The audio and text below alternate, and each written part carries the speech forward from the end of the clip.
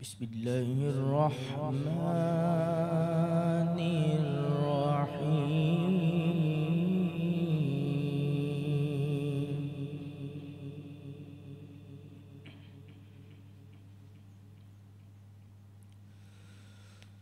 فاذكروني أذكركم واشكروا لي ولا تكفرون.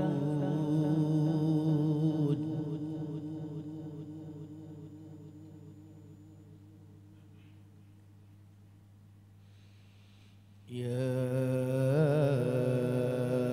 أيها الذين آمنوا استعينوا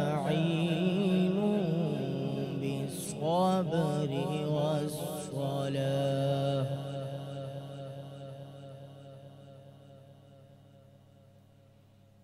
إن الله مع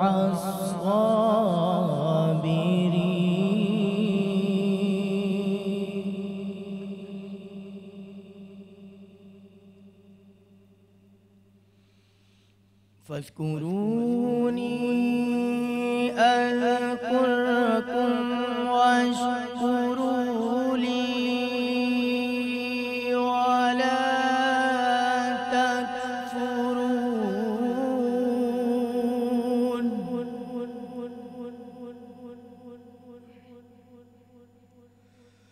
يا أيها الذين آمنوا استعينوا بالصبر والصلاة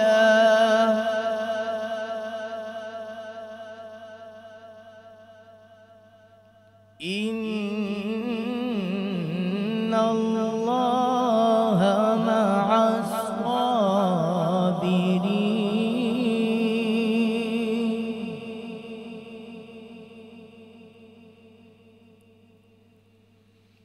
ولا تقولوا لمن يقتل في سبيل الله أموات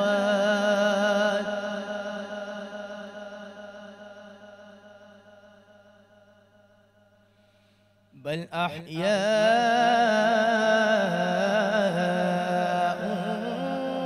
ولكن لا تشعرون.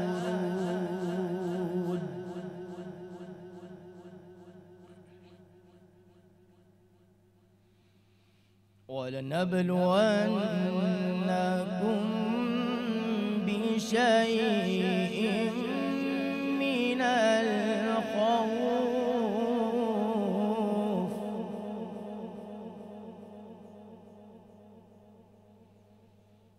ولنبلونكم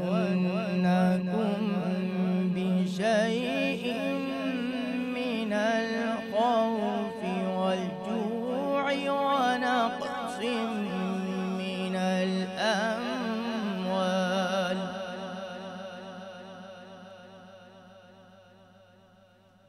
ونقص من الأموال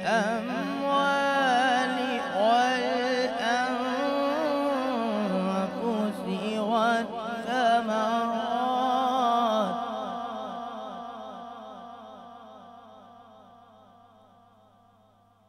وبشر الصابرين.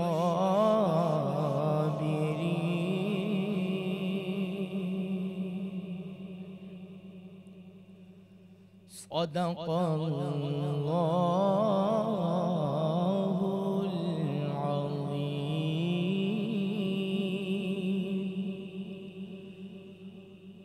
رمضان ٹرانسمیشن میں ایک دفعہ پھر آپ کو خوش آمدید کہیں گے۔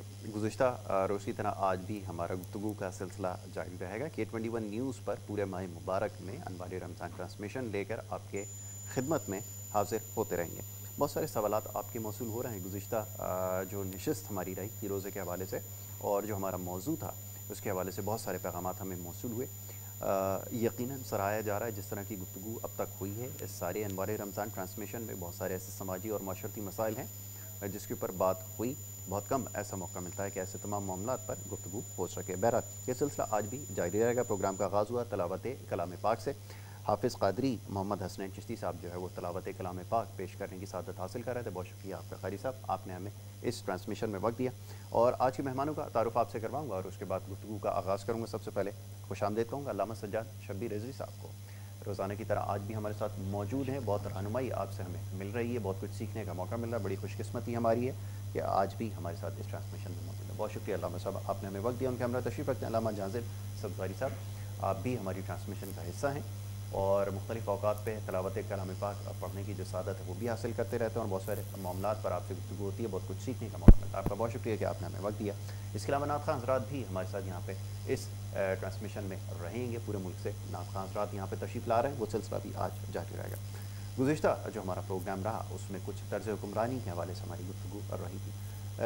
इस वक्त सबसे ज़्यादा इसी चीज़ को समझने की ज़रूरत है अल्लामा साहब कि जो फ़ैसले किए जा रहे हैं उसमें बहुत ज़्यादा तनकीद हो रही है। और दूसरी ये कि गुज़िश्ता नशिस्त में ये बात हमारी ज़ेर बहस आई कि जो इस वक्त सिलसिला राइज है, जो निज़ाम राइज है, उसके कोई खातिर खान नताइज हासिल नहीं हो रहा है। तो क्या ये समझा जाए कि जो निज़ाम प्रोडक्टिव नहीं होता या उसके खातिर खान नताइज नहीं निकलते, उसकी जगह कोई और निज़ाम उसको रिप्लेस कर दें? और इनमें सबसे बेहतरीन निज़ाम है, उसकी निशानदेही यहाँ पर हो चुकी है। मैं चाहूँगा इस हवाले से मज़ीद थोड़ी सी गुफ्तगू हो जाए कि अब तक अगर इस कहते हैं हम कि विद इन द सिस्टम अगर कोई चीज़ बेहतर बनाई जा सकती है, क्योंकि बहुत सारे ममालिक में यही निज़ाम राइज है लेकिन बड़े बेहतरीन उसके रिज़ल्ट सामने आ रहे हैं। हमारे यहाँ चीज़ क्यों काम नहीं कर रही? मैं चाह रहा हूँ इस पर थोड़ी सी गुफ्तगू हो जाए। औज़ु बिल्लाहि मिनश शैतानिर रजीम, बिस्मिल्लाहिर रहमानिर रहीम। बहुत शुक्रिया यासिर भाई। जैसा कि आपने फरमाया कि तर्ज़ हुक्मरानी जो है यहाँ जो राइज है और उसके अच्छे जो है नताइज सामने नहीं आ रहे हैं और मसावात जो है कहीं नज़र नहीं आती, अदल कहीं नज़र नहीं आता, इंसाफ जो है कहीं नज़र नहीं आता। दरअसल अल्लाह ने एक तर्ज़ हुक्मरानी जो है वो कुरान मजीद में बयान फरमा दिया कि इन्नद-दीना इंदल्लाहिल इस्लाम, अल्लाह का चुना हुआ दीन, मुंतखब किया हुआ दीन, पसंदीदा दीन जो है वो इस्लाम है। अब जो इस्लाम के दायरे में आ गया तो उसको नजात मिल गई। अब इस्लाम ने एक तर्ज़ हुक्मरानी पूरा दिया, पूरा एक सोशल सेटअप जो है इस्लाम के पास तर्ज़ हुक्मरानी का सिर्फ ये नहीं कि कौल के तौर पर मौजूद है, बल्कि उसको प्रैक्टिकल करके जो है मुख्तलिफ़ अंदाज में अहले बैत अताहार ने, सरकार के बाद सहाबा इकराम ने, सब ने जो है इस्लामी तर्ज़ हुक्मरानी का एक तरीक़ेकार जो है वज़ा किया है। हमारे असर हाजिर का अलमिया ये है कि हम ये बज़ाहिर तो कहते हैं कि हमारा तर्ज़ हुक्मरानी जो है फ़लाँ से कंपेयर कर लीजिए, या उसका हम नारा तो देते हैं, मगर जब इम्प्लीमेंट का वक्त आता है तो अवामुन्नास में और हुक्मरानों में एक बहुत बड़ा गैप नज़र आता है। इसकी वजह, बेसिक वजह ये है कि ज़्यादातर तर्ज़ हुक्मरानी करने वाले इस्लाम की बेसिक, जो इस्लाम एक मुकम्मल सब्जेक्ट है, उससे दूर हैं। उन्हें नहीं मालूम कि जो हम कुछ करने जा रहे हैं, जिसका हमने नारा लगाया है, आया वो तर्ज़ हुक्मरानी का अंदाज़ है कैसा। पहले तो ये होना चाहिए कि जो तर्ज़ हुक्मरानी का ये कह रहे हैं कि अगर हम उसको इस्लाम के मुताबिक अंदाज़, ज़रूरी नहीं है कि कहीं अगर तर्ज़ हुक्मरानी जो है इस्लामी हो तो ज़रूरी नहीं है कि उसकी बाग दौड़ आलिम के या मौलवी ही के हाथ में हो। तर्ज़ हुक्मरानी इस्लाम की कोई भी कर सकता है, मगर ये कि वो बेसिक इस्लाम के नज़रियात, अफ़कार, मसावात, अदल, उसके नताइज से वाकिफ़ हों। जब नहीं वाकिफ़ होंगे तो फिर इस तरीक़े की कैफियत होगी कि सिर्फ नारा तो होगा मगर उस पर इम्प्लीमेंट आपको कहीं नज़र नहीं आएगा। फिर हम समझने से भी कासिर रहेंगे कि आया ये जो हुकूमत है इसको क्या कहें, यानी इसको इस्लामी रियासत हुकूमत कहें या इसको दुनियावी सेक्युलर स्टेट कहें या इसको ये डेमोक्रेसी कहें या किसी और नज़रियात की हुक्मरानी कहें। तो इस माशरे में आज इस कदर कन्फ्यूजन है, पूरी दुनिया में आप ये देखें ना कि कन्फ्यूजन है। मगर क्या हुआ ये कि इस्लाम की बेसिक थीम को और इस्लाम के पूरे जो आफाक एक निज़ाम है उसको समझने की कोशिश की है। मैंने ख़ुद जाके देखा कि एक यूनिवर्सिटी में लंदन में वहाँ रिसर्च हो रही थी और नहजुल बलागा पे रिसर्च कर रहे थे वो। تو میں نے پوچھا، میں نے کہا یہ میں حیران ہو گیا کہ انگریزی میں نہج البلاغہ اور اس پہ ریسرچ کر رہے ہیں. میں نے پوچھا، میں نے کہا آپ ریسرچ کر رہے ہیں؟ اب وہ نہج البلاغہ کے خطبات کی روشنی میں طرز حکمرانی چلا رہے ہیں. اب اگر اور ہم آج کے حکمران سے پوچھیں کہ نہج البلاغہ کیا ہے تو اسے یہ نہیں معلوم کہ وہ بک ہے یا میں کسی اسٹیٹ کا نام لے رہا ہوں. اب دراصل ہونا یہ چاہیے کہ حاکم وقت کو ان تمام جو کریکٹر ہیں اس کو سامنے رکھ کے ان کے نظریات اور افکار کو اگر حکومت چلائے تو پھر عادلانہ ایک ایسا نظام آ سکتا ہے کہ جہاں امیر اور غریب کا فرق بھی مٹ سکتا ہے، جہاں رعایا اور حاکم ایک ساتھ بیٹھ کے کھا بھی سکتے ہیں، جہاں گھوم بھی سکتے ہیں. اور پھر جب وہ اپنے پہ وہ اوڑھ لے گا، جیسے کہ نہیں ہے ہمارے یہاں رائج، ہمارے کرسچینٹی میں وہ یہ کہتے ہیں کہ ہمیں حضرت عیسیٰ نے حکم دیا ہے کہ دین کی چادر کو پوری اپنے پہ اوڑھ لو. یعنی اس کا مقصد ہے کہ دین کو اپنے اوپر لاگو کر لو، پہلے اپنے اوپر امپلیمنٹ کرو. تو جب انسان اپنے پہ سے شروع کرے گا تو ایک اچھے معاشرے کی تشکیل ہو جائے گی. ٹھیک ہے، تو طے یہ پایا کہ یہ بیرومیٹر سیٹ ہو گیا کہ جو شخص حکمرانی کوئی بھی کر سکتا ہے، لیکن اس کے لیے ضروری ہے کہ وہ ان تمام معاملات کو سمجھتا ہو، اسلامی تعلیمات کو سمجھتا ہو، قوانین کو سمجھتا ہو، اور اس کے بعد وہ جو بھی فیصلے کرے گا ظاہر قرآن و سنت کی روشنی میں ہوگا تو بہترین نظام حکومت رائج ہو سکتا ہے. اب ایک اہم سوال جو ہمارے دیکھنے والے انہوں نے بھیجا، وہ یہ کہتے ہیں کہ کیوں ایسا ہوا کہ آپ جن ریاستوں کو، ممالک کو کہتے ہیں کہ وہاں پہ کفر کا نظام ہے، بہترین نظام رائج ہے، لیکن جہاں پر آپ نے واقعتاً ملک کو اسلام کے نام پر حاصل کیا، وہاں پر جو نظام رائج ہے وہاں کے تمام فیصلے غلط ہو رہے ہیں. ایک بڑا مشکل اور بڑا کنٹروورشل سبجیکٹ ہے، بٹ اسٹل اس کے اوپر بات کرنا اس لیے ضروری ہے کہ لوگ یہ جاننا چاہتے ہیں کہ وہاں پر کون سی ایسی چیز ہے جو کار فرما ہے جس کی وجہ سے جو ریزلٹس ہیں، جو اس کا آؤٹ کم ہے وہ بہترین ہے اینڈ ریزلٹ، لیکن ہمارے یہاں وہ تمام چیزیں الٹی ہو رہی ہیں. اس کی کیا وجہ ہے؟ دیکھیں نا، کفر کا نظام تو چل سکتا ہے مگر ظلم کا نظام نہیں چل سکتا. بالکل ٹھیک ہے. کفر آج متحد ہو کر، آپ یہ دیکھیں کہ کفر متحد ہوا اور ان کے یہاں مساوات دیکھیں، ان کے یہاں یونٹی دیکھیں.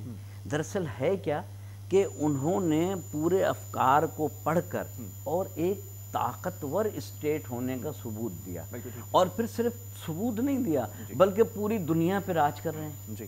کفر ہے مگر راج کر رہا ہے. کیوں؟ اس کی بیسک وجہ کیا ہے کہ ان کے یہاں زرعی اصول ہیں، ان کے یہاں چیک اینڈ بیلنس ہیں، ان کے یہاں یہ پوچھا جاتا ہے کہ آیا حاکم وقت کیا کر رہا ہے. وہاں اجازت ہوتی ہے رعایا کو کہ وہ حاکم وقت پہ تنقید کر سکے، حاکم وقت کو سیدھا کر سکے. ٹھیک ہے نا. جب مساوات ان لوگوں نے سیکھ لی اور انہوں نے یہ سیکھ لیا کہ طرز حکمرانی کس طریقے سے کی جاتی ہے، اور طرز حکمرانی لی کہاں سے. ڈاکٹر گیبن جرمن کا فلسفی ہے، اس نے پورے نہج البلاغہ کو پڑھنے کے بعد اس نے ایک کانفرنس میں کہا کہ میں نے نہج البلاغہ کو پڑھا ہے اور دنیا کا طرز حکمرانی دیکھا ہے، تو میں اس نتیجے پہ پہنچا ہوں کہ اگر پوری دنیا مل کے حضرت علی علیہ السلام کی طرح طرز حکمرانی کرے تو یہ دنیا ایک جنت نظیر بن جائے گی. یعنی یہ جرمن کا کو کافر فلسفی کہہ رہا ہے. اس کا مقصد یہ ہے کہ وہ جو آج سپر پاور بنے ہوئے ہیں، جو طاقتور بنے ہوئے ہیں، جن کے آگے ہم ہونا تو یہ چاہیے تھا کہ ہم جو ہیں ان کے آگے سرخرو، مگر کیا ہوا کہ ہم نے صرف شخصیات لی، شخصیات کا کہنا نہیں مانا. بالکل سب سے بڑا کنفیوژن یہ. اگر ہم کہنا ماننا شروع کر لیں تو دنیا کی ساری مثالیں موجود ہیں کہ دنیا میں اقتصادی پابندیاں دنیا میں لگا دی گئیں، مگر اگر آپ اکیلے کھڑے ہو جائیں اور یہ کہیں کہ نہیں ہم آپ کو نہیں مانتے اور ہم اسلام کے ذریعے اصولوں پہ عمل کریں گے، تو دنیا کی تاریخ یہی موجود ہے کہ دنیا نے دیکھا کہ اکیلے ہی رہ کے ان لوگوں نے اپنی دنیا ریاست کو چلائی. وہ سیلف ریسپیکٹ انہوں نے ارن کی، اور پھر سب سے بڑی بات یہ کہ خود اعتمادی تھی اور بھروسہ تھا اپنے لوگوں کے اوپر. اور یہ جو آپ نے بات جو گزشتہ نشست میں کہی تھی، وہ جو ایک جو گیپ ہے جو یہاں پر اس سوسائٹی میں بہت زیادہ نظر آتا ہے کہ ایک طبقہ بالکل الگ ہو چکا ہے جو حکمراں طبقہ ہے، وہ شاید لوگوں سے جن سے ووٹ لے کر آتے ہیں ان کے پاس بیٹھنا تو دور کی بات، نہ ان کی شکل دیکھنا چاہتا ہے، نہ ان سے ہاتھ ملانا پسند کرتا ہے، نہ ان کی بات سننے کے لیے تیار ہے. تو پھر یہی سوسائٹی میں ڈیزاسٹر آئے گا جو اس وقت نظر آ رہا ہے. یہ آپ کے خیال میں. علامہ جان صاحب آپ کی طرف آؤں گا. لوگوں کی رعایا ہوتی ہے ریاست کے اندر، کتنی انفرادی شخص کی ذمہ داری ہوتی ہے کہ وہ بھی اپنے معاملات ٹھیک کرے، کیونکہ باہر جن معاشرے کی ابھی جیسے علامہ صاحب نے تذکرہ کیا کہ جو کفر کا معاشرہ جسے ہم سمجھتے ہیں اور جو کہ ہے بھی، वहाँ पर ना नाप तोल में कमी है, ना वहाँ पे चीटिंग है, ना वहाँ पर लोगों को धोखा दिया जाता है, और ना ही जिन मामलात का हमें सबसे ज़्यादा जिस बारे में तंबीह की गई है, तलक़ीन की गई है कि मामलात दुरुस्त रखने हैं, वो वहाँ पर दुरुस्त नज़र आता है। या इंसाफ का मामला जिसका भी आपने तज़किरा कामरान भाई ने किया कि अदालतों का जो निज़ाम है, बेहतरीन निज़ाम राइज है, क्या एक इनफरादी शख्स की ज़िम्मेदारी होती है ऐसे माशरे के अंदर? मैं चाहूँगा इसके ऊपर थोड़ी सी रोशनी डालें। बिस्मिल्लाहिर्रहमानिर्रहीम, अस्सलातु वस्सलामु अलैका या खातमन नबिय्यीन सल्लल्लाहु तआला अलैहि वसल्लम। असल में बात ये है कि मैं अपने हिसाब से बात करना चाहूँगा कि अगर हम किसी को आलिम दीन इस दौर में मान रहे हैं तो हम उसके लिए ये भी शर्त लगाते ही है अवामुन नास और लोग कि आपने तालीम कहाँ से हासिल की। बहुत खूब, आपके पास सर्टिफिकेट है, अच्छी बात है। आपने कितने साल का कोर्स किया है? कहीं 4 साल का है, कहीं 5 साल का, कहीं 6 साल का, कहीं 10 साल का, 20 साल का। बिल्कुल सही, ठीक है ना। पहले के दौर में जो तालीम हासिल की जाती थी आलिम के कोर्स की 40-40 साल की जाती थी। मुख्तसर ये कि हमने किसी को इमाम भी लगाना है ना तो उससे भी सर्टिफिकेट मांगते और उससे पूछते हैं आप कहाँ से पढ़ कर आए। बिल्कुल ठीक है। तिलावत सुनते हैं, मसाइल पूछते हैं, यहाँ तक कि अगर हम किसी को अपने इस चैनल पे भी बिठाते हैं तो उसका भी पूछते हैं कि ये आलिम है, बिल्कुल ठीक है, ये नातखा है, पढ़ लेंगे, सारी दुनिया देखेगी। बिल्कुल ठीक है, ठीक है ना। तो मुझे ये बताएं, अगर हम किसी को हुक्मरान बनाते हैं तो क्या हुक्मरान बनने के लिए लॉ की तालीम हासिल करना ज़रूरी नहीं होती है? क्या एक डॉक्टर जो है ऑपरेशन करते हुए, ऑपरेट करते हुए वो अपनी तालीम हासिल करता है, दिन रात एक कर देता है कि आदमी ना मर जाए? बिल्कुल ठीक है। नीम हकीम जो है ख़तरा जान होता है ना। तो आपने क्या उन हुक्मरानों को हुक्मरानी सौंपी है कि जो इन सब चीज़ों के बारे में पढ़कर आए हैं कि किस तरीके से हुक्मरानी की जाती है? क्या उसमें उन्होंने PhD किया है, मास्टर्स किया है, MPhil किया है, कुछ ऐसा पढ़ा है? बिल्कुल ठीक है। यकीनी तौर पे नहीं पढ़ा होगा बहुत सारे लोगों ने। वो MNA भी बने हुए हैं, MPS भी बने हुए हैं, काउंसलर भी बने हुए हैं, चेयरमैन भी बने हुए हैं, बिल्कुल ठीक, जिनको बेसिकली ये बात पता ही नहीं है। अब अगर आप सहाबा कराम के बारे में आ जाएं तो आक़ाए दो आलम सल्लल्लाहु ताला अलैहि वसल्लम की जो तरबियत में सहाबा कराम थे, तो जो मतलब पे दर पे आते चले गए, जिनको हुक्मरानी और खिलाफत दी गई, तो क्या उन्होंने ये सरकार मदीना सल्लल्लाहु अलैहि वसल्लम जो यूनिवर्सिटी थी, बिल्कुल सही, मेरे आका जो सिखाने वाले थे, उनसे क्या उन्होंने ये सब चीज़ें सीखी नहीं थी? बिल्कुल सीखी थी, बिल्कुल ठीक है। तो आज के दौर में कौन क्या कर रहा है? दूसरी बात ये कि जिम्मेदारी के हवाले से, उनके इन सब चीज़ों के हवाले से आपने अनाज की बात की, तो एक किस्सा मुझे याद आया कि एक दौर में एक शख्स जो था, नाम मुझे याद नहीं उनका, उन्हें वो किसी जगह पे गए, बाग के अंदर उन्होंने अनार मांगा, तो अनार जो था वो बहुत प्यारा था, खूबसूरत था। जहाँ से सतवारी भाई कतई कलामी की माजरत, एक ब्रेक के लिए कहा जा रहा है, एक छोटी सी ब्रेक लेनी है। ब्रेक के बाद जब वापस आएंगे तो ये गुफ्तगू का सिलसिला जारी रहेगा। आप देखते रहें अनवार रमज़ान।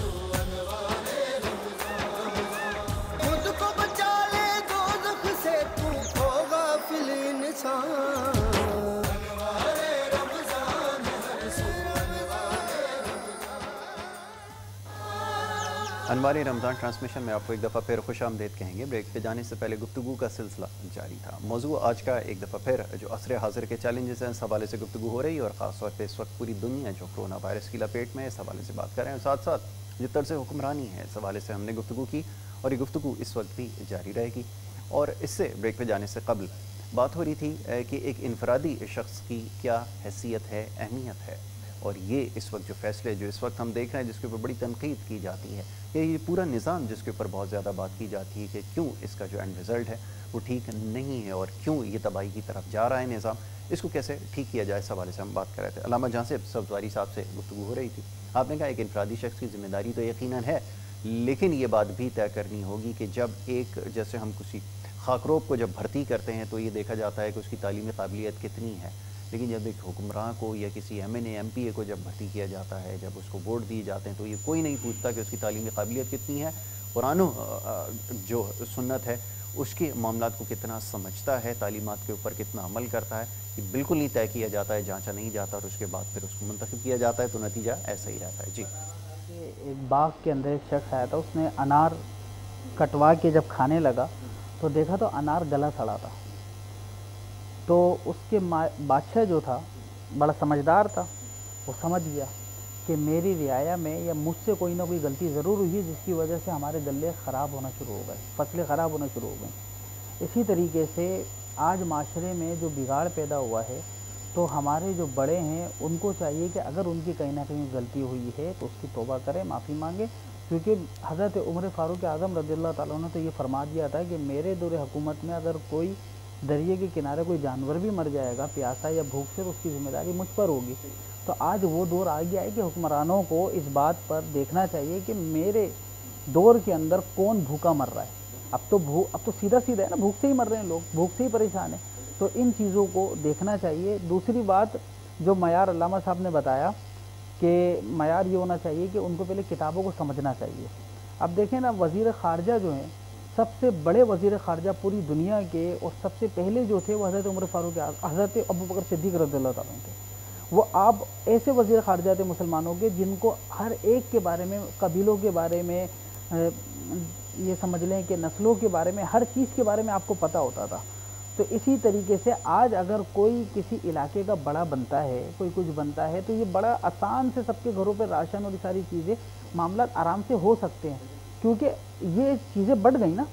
ہر M N A M P A, ہر کونسل ذمہ داری اپنے اپنے محلے میں، اپنے اپنی جگہوں پہ ان چیزوں کو اگر کور کر لیتے ہیں تو اچھا ہو جائے گا، اچھا ہو سکتا ہے۔ بالکل ٹھیک ہے، اس کے اوپر ہماری گفتگو جاری رہے گی۔ اب میں گزارش کروں گا جناب ملازم حسین سلطانی صاحب پہ، یہاں پہ ہمارے ساتھ تشریف فرما ہیں، کہ وہ ایک کلام پیش کریں اور اس کے بعد یہ گفتگو کا سلسلہ ہمارے جاری رہے گا۔ جی بسم اللہ۔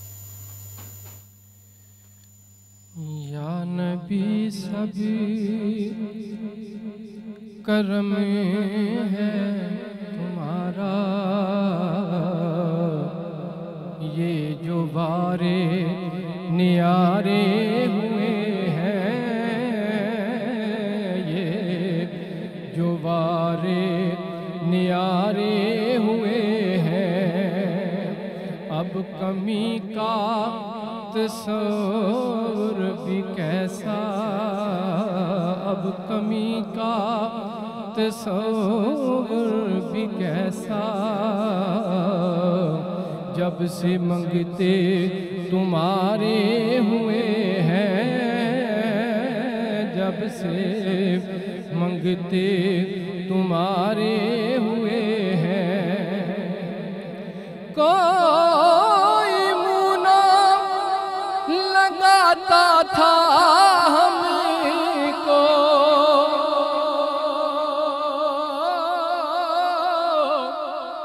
پاس تک نہ بیٹھاتا تھا ہم کو، جب سے تھاما ہے دامن تمہارا یا رسول اللہ، جب سے تھاما ہے دامن تمہارا، دنیا والے ہمارے ہوئے ہیں، دنیا والے ہمارے ہوئے ہیں، ان کے دربار سے جب بھی میں نے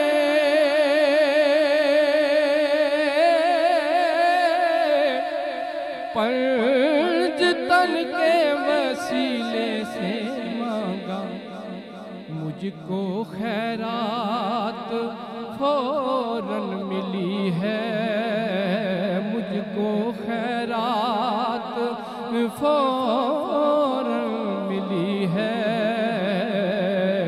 خوب میرے گزارے ہوئے ہیں،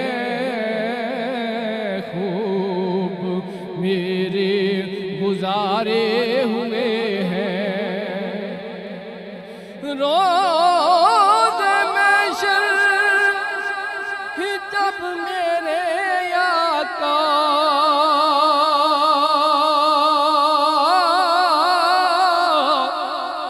امتی کی شفاعت کریں گے، رب کہے گا انہیں میں نے بخشا، رب کہے گا انہیں میں نے بخشا،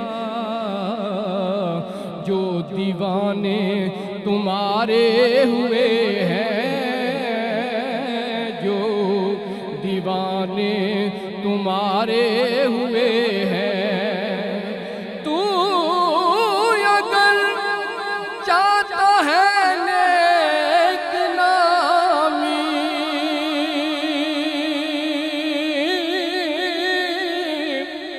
آل احمد کی کر لے غلامی، اس غلامی سے زائد نیازی، اس غلامی سے زائد نیازی،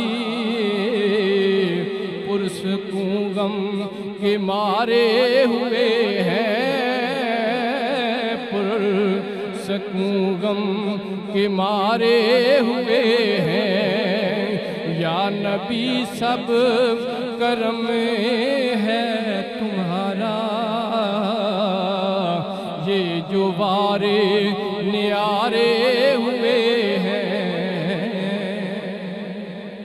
ناظم حسین سلطانی صاحب یہ کلام پیش کر رہے تھے، بڑا خوبصورت کلام اور بڑا خوبصورت انداز ہے آپ کا، بہت شکریہ کہ آپ نے کلام پیش کیا، اور یہ سلسلہ بھی جاری رہے گا، بہت سارے پیغامات جو ہیں وہ موصول ہو رہے ہیں، اس حوالے سے جو ہے ہم آپ کی فرمائشیں بھی موصول ہو رہی ہیں، تو کوشش یہ ہوتی ہے کہ مختصر وقت میں زیادہ سے زیادہ نعت خواں حضرات کو بھی شامل کیا جائے اور ہماری جو گفتگو ہے وہ بھی جاری رہے۔ مسائل کے حوالے سے یقیناً بات ہوتی ہے، کیونکہ یہ پورا ایک سیگمنٹ ہے، ایک سلسلہ انوار رمضان کا، جو مختلف سیگمنٹ ہیں، اس میں بھی کچھ روزے کے مسائل کے حوالے سے گفتگو ہوتی ہے۔ بات ہو رہی تھی سارے نظام کی، اب مسئلہ یہ ہے کہ ماضی میں ہمیں ایک بڑا اسٹرانگ میسیج ملتا ہے، اللہ پاک و برتر نے ہمیشہ ہر دور میں انسانوں کو ایک میسیج دیا ہے، پہلے انبیاء علیہ السلام کے ذریعے میسیج بھیجا جاتا تھا، اور اس کے بعد یہ اشارے بھیجے جاتے تھے وبائی امراض کی شکل میں کہ تم سے کچھ نہ کچھ غلطی سرزد ہو رہی ہے۔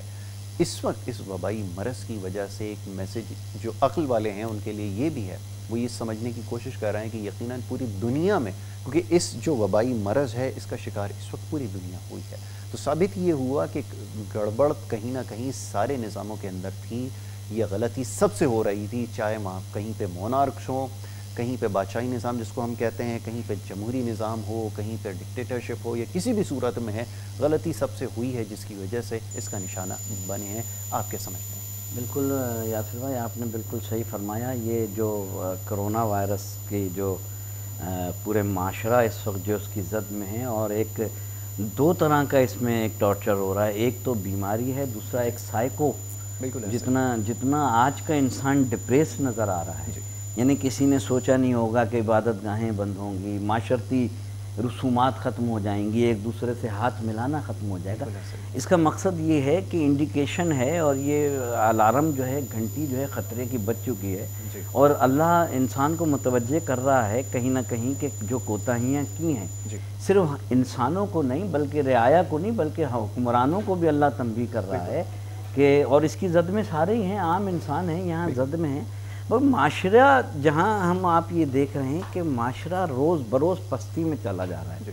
اچھا، آج کل جس معاشرے میں ہم یہاں قیام کر رہے ہیں، جہاں ہم ہیں، جہاں پہ آپ اگر کسی کی اصلاح کرنا چاہیں گے تو وہ آج ایک بڑا آسان سا اس کا جواب ہے کہ یہ معاشرے کی ضرورت ہے۔ بالکل ایسے ہی، کوئی بھی اللہ کی نافرمانی آپ بتا دیں، وہ آپ کہے گا معاشرے کی ضرورت ہے، گانا سننا معاشرے کی ضرورت ہے، جو کلچر کپڑے پہننا ہے وہ معاشرے کی ضرورت ہے، گھومنا پھرنا معاشرے کی ضرورت ہے، بے پردگی معاشرے کی ضرورت ہے۔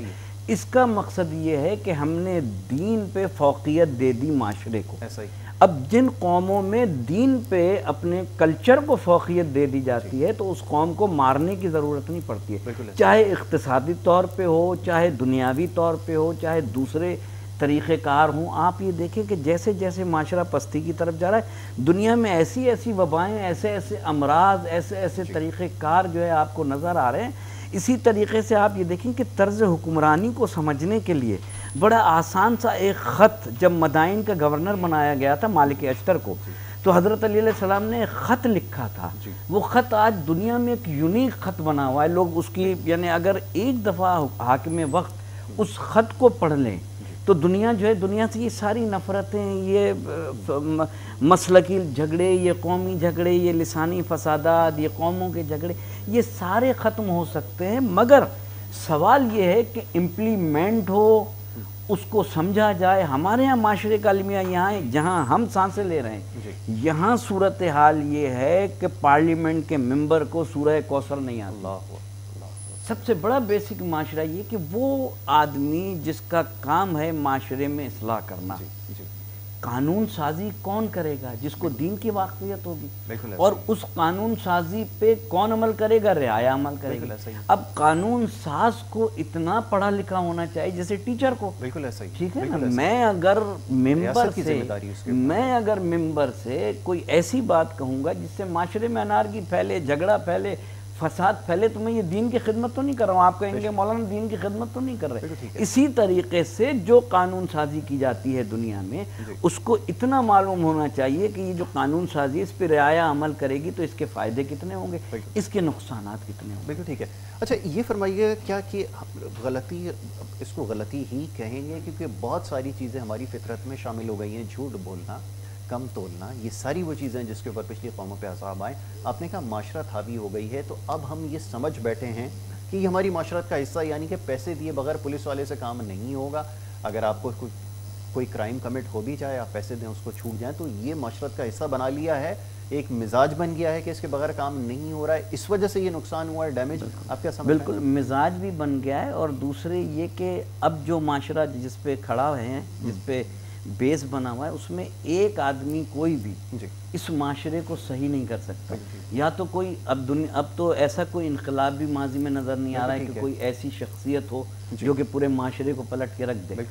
ٹھیک ہے نا؟ ٹھیک ہے، ہمارا ایمان ہے کہ ایک ہادی کا انتظار کر رہے ہیں جو غیب کے پردے سے آئے گا، مگر اس وقت ضرورت اس بات کی ہے کہ اویئرنیس عوام الناس کو دی جائے۔ شعور کی کمی ہے، آگہی کی کمی ہے، اور کوئی ایک شخص نہیں، پورا معاشرہ جب تک صحیح نہیں ہوگا، ہر اسٹیپ بائی اسٹیپ ہر چیز اصلاح طلب ہے۔ یعنی جہاں آپ اور میں سانسیں لے رہے ہیں، نیچے سے لے کے اوپر تک جب تک سب کی اصلاح نہیں ہوگی، معاشرہ ایسے ہے۔ بالکل ٹھیک ہے۔ جناب ستواری صاحب فرمائیے گا کہ شروعات کہاں سے کی جائیں؟ اب یہ تو طے ہو چکا ہے کہ پورے سسٹم کے اندر بگاڑ ہے، ایک چھوٹے سے ادارے سے لے کے اعلیٰ ایوانوں تک اور ہر جگہ۔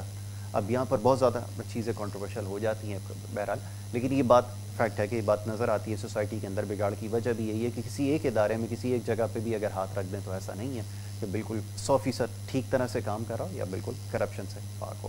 سوال یہ پیدا ہوتا ہے کہ جب ایسی سوسائٹیز ہوں جہاں پر اتنا بگاڑ ہو تو شروعات کہاں سے کی جائے؟ آپ کیا سمجھتے ہیں؟ معاشرتی علوم جو ہے یہ معاشرے میں الجھاؤ کو ختم کرنے کے لیے سکھایا جاتا ہے۔ بہت خوب۔ تو کم از کم ہمارے حکمرانوں کو معاشرتی علوم پر پی ایچ ڈی تو ضرور کرنی چاہیے، کیونکہ اگر یہ پڑھ کر معاشرے میں آئیں گے تو پھر یہ اچھا کام کر سکیں گے۔ بہت اچھی بات۔ معاشرے کو سمجھیں گے تو اس کا کام کر سکیں گے۔ دوسری بات یہ ہے کہ دنیا کے اندر پوری دنیا اس بات کو مانتی ہے کہ اگر قانون کی کوئی کتاب ہے تو وہ قرآن پاک ہے۔ بے شک۔ اگر کوئی ہدایت کی کتاب ہے تو وہ قرآن پاک ہے، بے عیب کتاب ہے تو وہ قرآن پاک ہے۔ تو کم از کم حکمرانوں کو قرآن پاک ایک مرتبہ ضرور پڑھنا چاہیے، اور ہو سکے تو ترجمے کے ساتھ پڑھنا چاہیے۔ اگر پورا نہیں پڑھتے ہیں تو جو قانون کے مطابق اس میں جو آیات کریمہ ہیں ان کا ترجمہ اور ان کی تفسیر ضرور پڑھنی چاہیے، تاکہ وہ اس کے مطابق کام کر سکیں۔ کیونکہ دیکھیں آج اگر ہم کہتے ہیں کہ پاکستان کے اندر یہ بگاڑ ہے، یہ بگاڑ ہے، یہ بگاڑ کیوں ہے؟ کیونکہ ہم نے ان کو چھوڑ دیا ہے۔ یہ ہمارا کام ہے، قرآن ہماری کتاب ہے، ہمارے لیے قرآن آیا ہے، صحیح ہے نا؟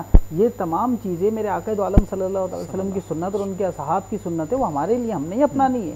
یہ اسلامی جمہوریہ پاکستان ہے، ہم نے چھوڑ دیا۔ दूसरे इस पर जो अमल कर रहे हैं, दूसरे जो है अपनी इन हमारे कुरान पाक के कानून को फॉलो कर रहे हैं। कानून को फॉलो करना क्या है? झूठ नहीं बोलते, उनके हुक्मरान झूठ नहीं बोलते। बिल्कुल ठीक है, आपने कहा कि इल्म अमल के बगैर नामुकम्मल है, क्योंकि इल्म उनके पास है लेकिन हमारे पास है लेकिन अमल नहीं है, और वहाँ पे इल्म भी है और उसके ऊपर अमल भी है। इस वजह से जान साहब गुफ्तगू जारी रखते हैं, छोटी सी ब्रेक के लिए कहा जा रहा है, एक ब्रेक लेते हैं, ब्रेक के बाद जब वापस आएंगे तो ये गुफ्तगू जारी रहेगी। आप देखते रहें अनवार रमज़ान।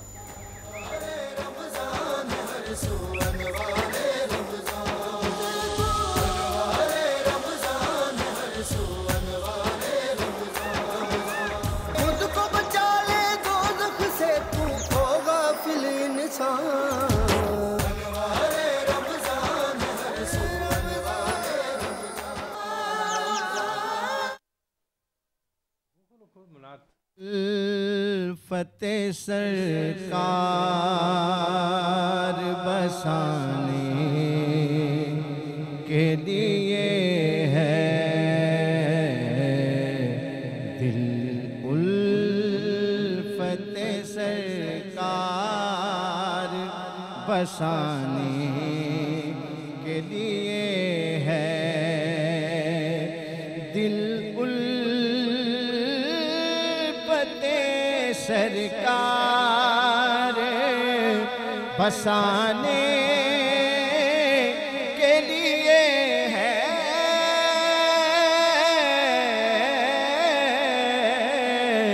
दिल उल्फते सरकार बसाने के लिए है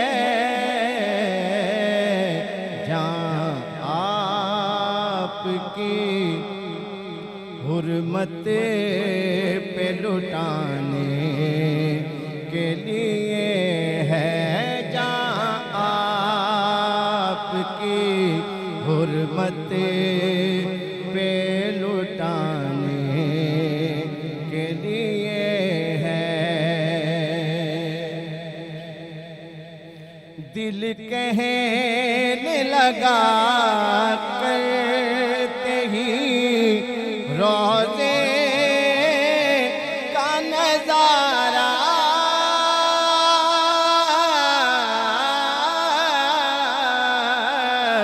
दिल कहने लगा करते ही रोज़े का नज़ारा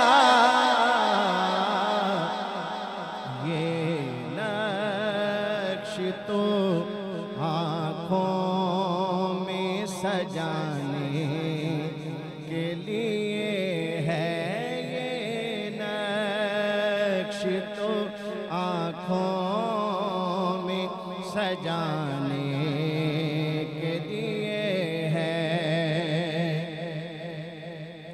और कितनी बड़ी नेमत है ये आका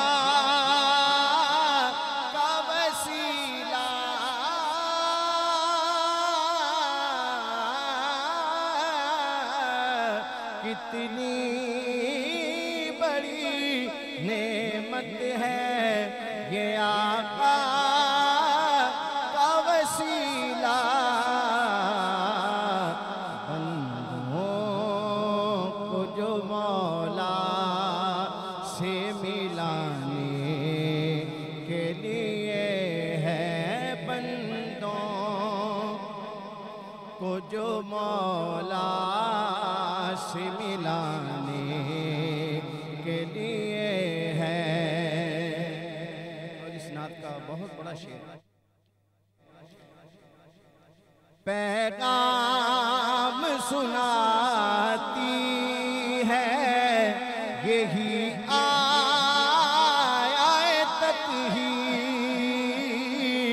पैगाम सुनाती है यही आयत ही के इज्जत मेरे आका के घराने के लिए है इज्जत मेरे आका के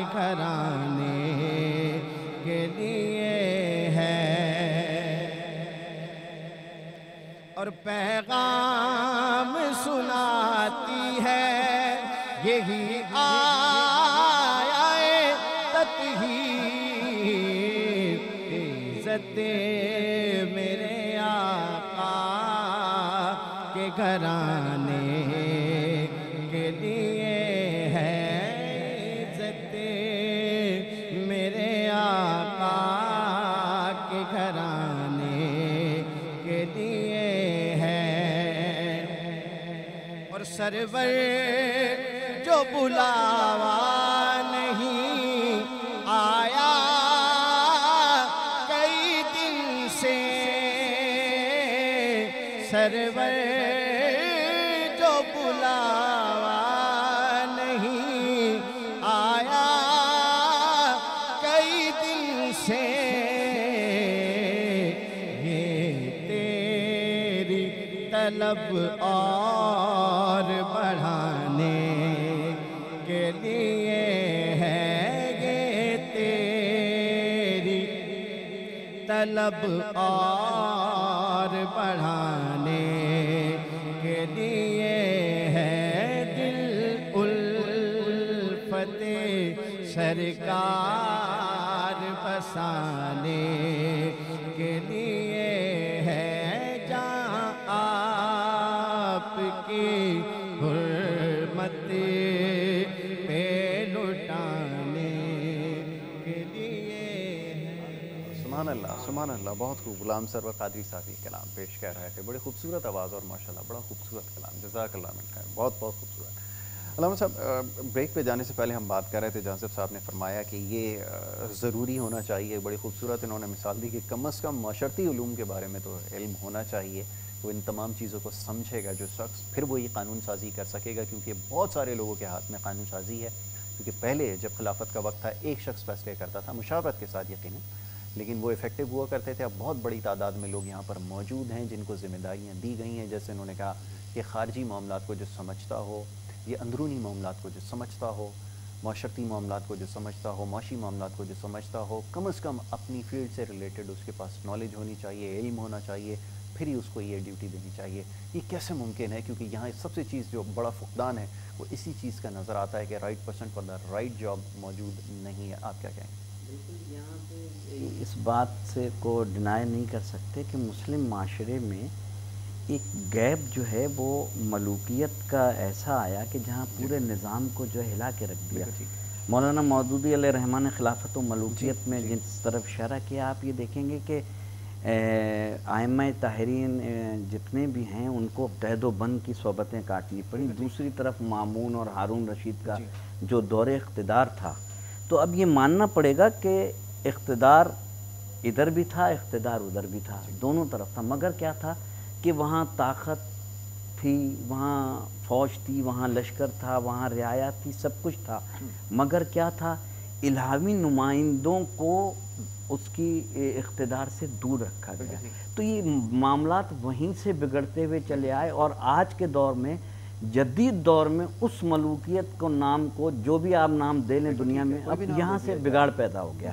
یعنی اس کا مقصد یہ ہے کہ مسلمانوں کی ایک تاریخ یہ بھی رہی کہ حقدار کو حق نہیں ملا، لہٰذا اس کی وجہ سے کنفیوژن آج تک جس معاشرے میں ہم ہیں، یہاں اگر حقدار کو حق میں دے دیا جائے تو یہ ساری چیزیں، جیسے کہ علامہ صاحب نے فرمایا کہ قانون سازی، معاشرتی علوم، دنیاوی علوم، دینی علوم، ایک حاکم وقت کو مکمل ہر چیز کی معلومات ہونی چاہیے۔ یہاں آپ تو دینی علوم اور معاشرتی علوم اور دنیاوی علوم کی بات کر رہے ہیں، میں تو یہ کہہ رہا ہوں کہ انہیں یہ بھی پتہ ہونا چاہیے کہ پشت کے پیچھے سے کیا ہو رہا ہے اور آگے کیا ہو رہا ہے، دائیں کیا ہو رہا ہے، بائیں کیا ہو رہا ہے۔ انہوں نے خود جا کے ایک ایک فرد کی خبر گیری، جیسے خلفائے راشدین کی مثال علامہ صاحب نے دی کہ یہ دور حکومت جو گزر چکے ہیں ہمارے لیے، ہم نے ان کو صرف مثال تو بنائی مگر امپلیمنٹ نہیں کیا، اور آج بھی ہم जिस माशरे में सांस ले रहे हैं वो मसहबी माशरा नहीं है। बिल्कुल ठीक है। और जहाँ पे जो है कोई तमीज़ नहीं है कि हकदार को हक कैसे दिया जाता है।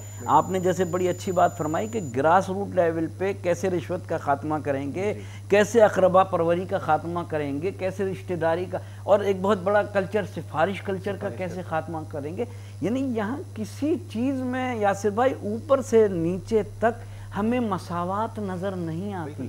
जिन माशरों में मसावात नज़र नहीं आती वहाँ क्या होता है कि इंसान एहसास कमतरी का शिकार हो जाता है। जब आदमी डिग्री लिए हुए घूमता रहेगा उसे नौकरी नहीं मिलेगी, वो एहसास कम एक शोबे में नहीं हर शोबे में, खेल में ले लें, सकाफत में ले लें, तहजीब में तबाही है, हर जगह कल्चर सिफारिश कल्चर। उससे क्या होता है कि इस इंसान देखता है फिर या तो बगावत की तरफ सोचता है या फिर हक मांगने के लिए लड़ता है। अभी भी नौबत है कि हम इस माशरे को सही करें, और माशरा जब सही होगा जब ग्रास रूट लेवल से काम शुरू होगा कि हर इंसान अपनी, मैं सिर्फ ये नहीं कहूँगा कि सिर्फ हाकिम वक्त की जिम्मेदारी है कि वो अकेला पूरे माशरे को सही करे, नहीं कर सकता। अवामुन्नास को साथ देना होगा। दुनिया में जितने माशरे अच्छे हुए हैं अवामुन्नास पहले निकली है, हाकिम बाद में। बहुत खूब, आपने बड़ी अच्छी मिसाल दी और ये बात ज़रूरी है। अब मसला ये है कि अब जिस तरह के हालात हैं और जो कुछ हो रहा है सोसाइटी में, जिसका भी तस्करा यहाँ पर हुआ है, और ये जो नताइज निकल रहे हैं, जो फैसले लिए जाते हैं, इसको बड़ी तनकीद का निशाना बनाया जाता है। अब शायर ये कहता है कि पैवस्ता शजर से उम्मीदें बाहर रख, तो ये क्या उम्मीद रखी जा सकती है? जहाँ से सब्ज़वारी साहब ये फरमाइएगा, क्योंकि उम्मीद बहुत कम है और मायूसी जो है वो अल्लाह की ज़ात से कुफर कहा गया है, तो अल्लाह की ज़ात से कभी मायूस नहीं होना चाहिए। क्या यही system with in the system जिसको कहते हैं, कोई चेंज आ सकता है इन तमाम चीज़ों के होते हुए? आप क्या समझते हैं? देखें, बात ये कि उम्मीद तो लोग अगर अल्लाह से लगा रहे हैं तो ठीक है, और मायूसी अगर अल्लाह की तरफ से तो वो कुफर ही है। बिल्कुल ठीक है ना। लेकिन वो हुक्मरान या उन लोगों से उम्मीद लगाना जो मतलब उम्मीद के अहल हैं या नहीं, इस बात का तो बाद में अंदाज़ा लगाया जाएगा ना। तो ये तो बाद में, इसमें तो कुफर भी नहीं है, क्योंकि उम्मीद का मामला जो अल्लाह रब्बुल इज़्ज़त की तरफ से है, तो उसमें मामलात के अंदर गुस्ताखी, कुफर, ये सारे मामलात आएंगे। लेकिन हुक्मरान जिससे उम्मीद लगाई जा रही है कि वो उस पैरामीटर पे, उस चीज़ पर वो पूरे उतरते भी हैं, क्योंकि बहुत सारी चीज़ें हैं कि नया दौर आएगा, नए लोग आएंगे, उनको नए लोगों को भी चांस दिया गया, उन सब चीज़ें की गई, तो आहिस्ता आहिस्ता हो सकता है कि तब्दीली आए, आहिस्ता आहिस्ता हो सकता है कि बाहर आए हमारे मुल्क में, क्योंकि ये जो मामलात हुए हैं ये तो पूरी दुनिया के साथ ही हुए हैं ना। लेकिन बस मामला यही है कि हमने उम्मीद तो फिर भी लगाई भी है, क्योंकि एक चीज़ है, अल्लाह ताला ने उनको इज़्ज़त दी है, मकाम दिया है, तो हम उनकी इज़्ज़त करेंगे जो हमारे बड़े हैं, चाहे वो कोई भी हो। मैं किसी तंजीम की, किसी सियासत की, किसी की नहीं, जो हमारे बड़े अल्लाह ने उनको इज़्ज़त दी है, चाहे वो हुकूमत सिंध हो, वफाक हो, जो भी, हम सबकी इज़्ज़त करते हैं, सबको अपना बड़ा मानते हैं, अल्लाह ने इज़्ज़त दी उनको। लेकिन बात यह है कि जो इस माशरे के अंदर जो ये तबाही हो रही है, तो उन्हें चाहिए कि इस तबाही को रोकें, क्योंकि अल्लाह ने जिसको इज़्ज़त दी है ना, फिर अल्लाह उसकी पकड़ भी ऐसी करता है। क्योंकि अल्लाह रब्बुल इज़्ज़त जब इज़्ज़त देने पे आता है तो अल्लाह ताला इज़्ज़त भी ऐसी देता है, और जब उनकी पकड़ाई करने पर आता है तो फिर छुपने की जगह भी नहीं मिलती। बेशक, तो अल्लाह से छुप नहीं सकता, अल्लाह से खुफिया नहीं हो सकता। तो अल्लाह की अता से जो उनको मिला है उस पर शुक्र करें, और जो चीज़ अल्लाह की नेमत पर शुक्र नहीं करती है तो अल्लाह ताला उससे वो नेमत छीन लेता है, और जब अल्लाह छीन लेता है ना, वापसी नहीं देता। तो भाई इस नेमत का शुक्रगुजारी का हक ऐसे ही अदा होगा कि जिस मनसब पर हम हैं उस मनसब की जिम्मेदारी को पूरा अदा करें। बिल्कुल ठीक है, बड़ी अच्छी बात आपने की, और खौफ खुदा को अगर दिल में रखेंगे तो यकीनन फिर हालात जो बेहतर हो सकते हैं। मज़ीद गुफ्तगू करेंगे, वक्त हमारे पास अब थोड़ा सा कम है, एक ब्रेक के लिए कहा जा रहा है, एक छोटी सी ब्रेक लेते हैं, और जब ब्रेक के बाद वापस आएंगे तो ये गुफ्तगू जारी रहेगी। आप देखते हैं अनवार रमज़ान।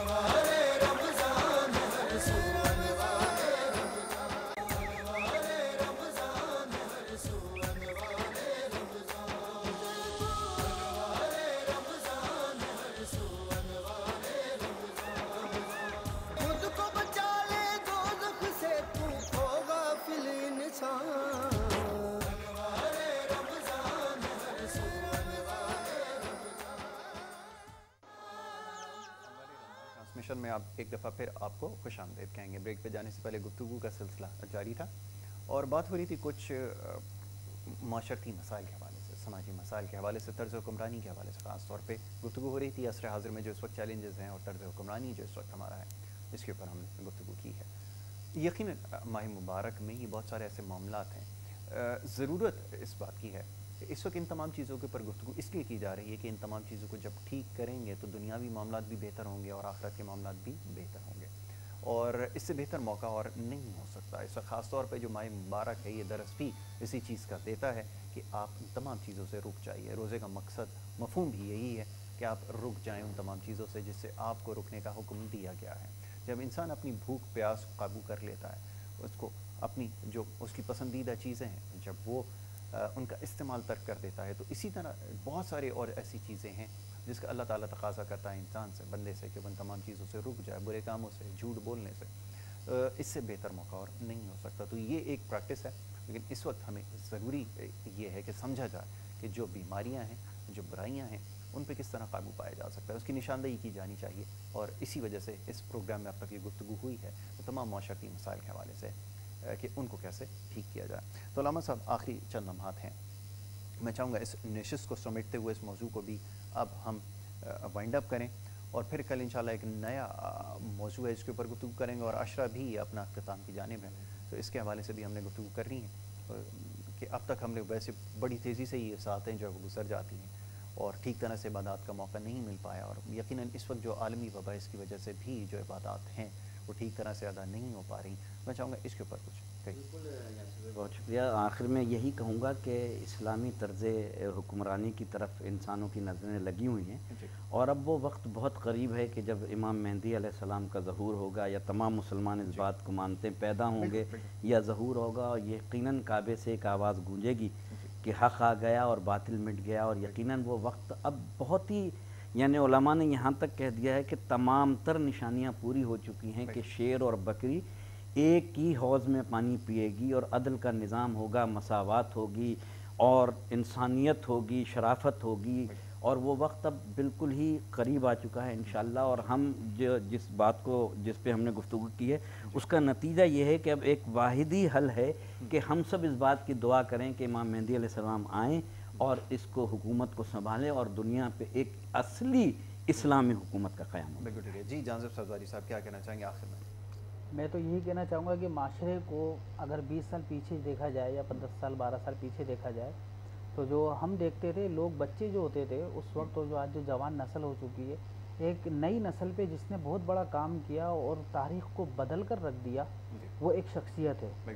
مطلب پہلے اگر 20 سال پیچھے جائیں، بچے جو فلمی ہیرو بننے کی کوشش کرتے تھے، آج فلمی ہیرو بننے کی کوشش نہیں کرتے بلکہ نعت خواں بننے کی کوشش کرتے ہیں، علماء بننے کی کوشش کرتے ہیں. کوئی بولتا ہے میں اویس بھائی کی طرح امامہ باندھتا ہوں، کوئی بولتا ہے میں حافظ طاہر کی طرح، کوئی کسی عالم کی طرح، کوئی کسی عالم کی طرح، اس طریقے سے کرتا ہے. اور آج جس طریقے سے علم دین عام ہو چکا ہے، 20 سال پہلے اس طرح علم دین عام نہیں تھا. دوسری بات، پہلے جب عالم کا تصور کیا جاتا تھا تو کہا جاتا تھا بزرگ ہوں گے، ان کے ساتھ کچھ لوگ ہوں گے، سفید داڑھی ہوگی، جھکے ہوئے ہوں گے، عمر رسیدہ ہوں گے. لیکن آج جب ایک عالم کا تصور ہوتا ہے تو خوبصورت لڑکا ہوتا ہے، نوجوان ہوتا ہے، ینگسٹر ہوتا ہے، اور وہ عالم دین ہوتا ہے، مفتی بھی ہوتا ہے، سارے کام کر بھی رہا ہوتا ہے. تو الحمدللہ پہلے محلے میں کوئی ایک آدھ حافظ ہوا کرتا تھا، آج ہر محلے میں حافظ ہے، ہر علاقے میں عالم دین ہے. تو میں کہتا ہوں کہ اس شخصیت کو خراج تحسین ہے، اس شخصیت کو میں سلام پیش کروں گا. وہ ہمارے پیر و مرشد ہیں، امیر اہل سنت مولانا الیاس ستار قادری دامت برکاتہ اللہ علیہ، جنہوں نے اس صدی کے اس تمام چیزوں کو بدل کے رکھ دیا، تاریخ کو بدل کے رکھ دیا. تو میں کہوں گا کہ ان جیسا ماڈل شخصیت، ان جیسی مطلب بہترین شخصیت اس دنیا میں ہم نے تو نہیں دیکھی ہے، جنہوں نے بالکل تاریخ کو بدل دیا ہے. تو ہمیں ان کو فالو کرنا چاہیے. دعا کی درخواست کروں گا کہ میں ایک چھوٹی سی جامع دعا کروا دی جائے اور اس کے بعد ہم اختتام کی جانب جائیں گے، اور یہ آخری چند ساعتیں اختتام دعا کے ساتھ. جی اللہم صلی علی محمد و علی محمد، اللہم صلی علی محمد و علی محمد. پروردگارہ، ہم یہاں پہ ہم نے جو گفتگو کی ہے اسے اپنی بارگاہ میں قبول اور منظور فرما، K21 کی توفیقات میں اضافہ فرما. پروردگارہ، آج مسلمان پریشان ہیں، عالم اسلام پریشان ہے. پروردگارہ، مسلمانوں کو، تمام عالم اسلام کو، عالم انسانیت کو کرونا وائرس سے نجات عطا فرما. مسلمانوں کو متحد اور متفق فرما۔ پروردگارہ افواج پاکستان کو ترقی اور کامیابی نصیب فرما۔ مملکت پاکستان خدا داد کی حفاظت فرما۔ ان اللہ و ملائکتہ یصلون علی النبی یا ایھا الذین آمنوا صلوا علیہ وسلموا تسلیما۔ اللہم صلی علی محمد و آل محمد۔ بہت شکریہ جی۔